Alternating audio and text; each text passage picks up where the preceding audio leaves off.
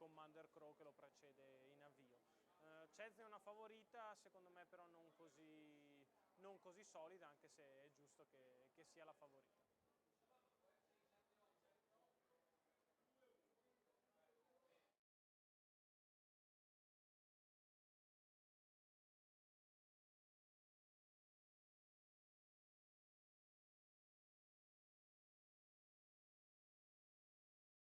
Quarta corsa, si va subito in partenza, sono i 4 anni questa volta al via di questa terza manche del Tommaso Grassi Award.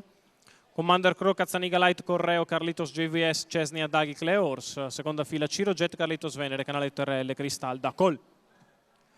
Allenamento completato e autostart che va a liberarli. Problemi per Canaletto RL.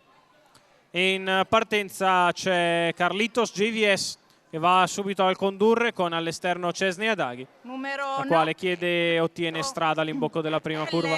Cesnia Daghi nei confronti di Carlitos JVS. Poi in terza posizione Commander Crow, viene subito all'esterno Cleo Ors che risale allo scoperto, mentre allo steccato Cazzaniga Light precede Ciro Jet, mentre va a fare la seconda pariglia esterna Carlitos Venere. Si completano così i primi 400 metri di gara in 34, con Cesnia Daghi in vantaggio nei confronti di Carlitos JVS. Prova ad avanzare all'esterno Cleo Ors, in uno schema di gara che ora si è cristallizzato. Dopo 600 metri la favorita porta a spasso il gruppo, 46,5. Passaggio davanti alle tribune con Cesnia Daghi che guida, Carlitos JVS nella sua scia. Di fuori sempre Cleo Ors con in scia Carlitos Venere. Poi la terza pariglia esterna per Cristal da Col, 1-1-3 per la metà gara da parte della leader, con Roberto Vecchione che continua a controllare. Per il momento il treno esterno non si muove. Prova ora ad andare in terza corsia Carlitos Venere, ma più per aggirare Cleo Ors che per altro.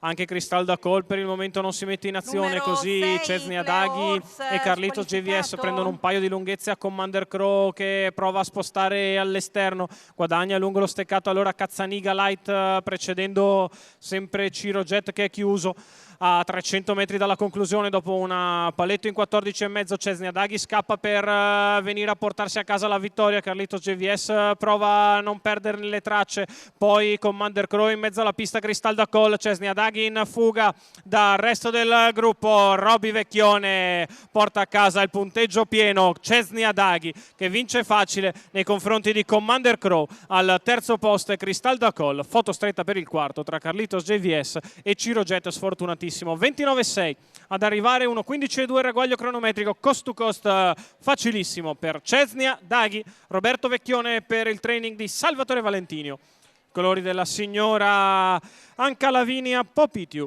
La vittoria in bello stile per la figlia di Mondiale Hockey che si installa subito al comando e controlla fino in fondo. Più semplice e controllato dei cost to cost. Al secondo Tommaso Gambino con Commander Crow, al terzo Jos Verbeek con Cristal da Col. Per il quarto posto è fotografia con Carlitos JVS che potrebbe aver mantenuto una narice di vantaggio su Ciro Jet, ma bisogna andare dal giudice.